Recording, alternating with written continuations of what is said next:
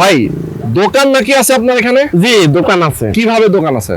দোকান আছে, এই দোকানটা নিতে পারবে হচ্ছে মাসে 5,000 টাকা কিস্তি, অর্ধেক টাকা পরিশোধ করে সে জমি রেস্টে নিবে, বাকি অর্ধেক টাকাটা প্রতি মাসে 5,000 10,000 এভাবে দিয়ে 24 মাসের মধ্যে ক্লিয়ার করে দিবে। আচ্ছা আচ্ছা, মানে ঢাকার একেবারে কাছে জি।